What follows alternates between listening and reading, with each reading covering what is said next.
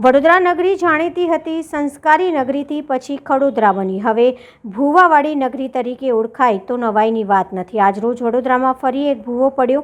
વડોદરામાં આવેલા મકરપુરા વિસ્તારમાં આવેલ IOCL પેટ્રોલ પંપની સામે ભૂવો પડવાની ઘટના સામે આવી છે।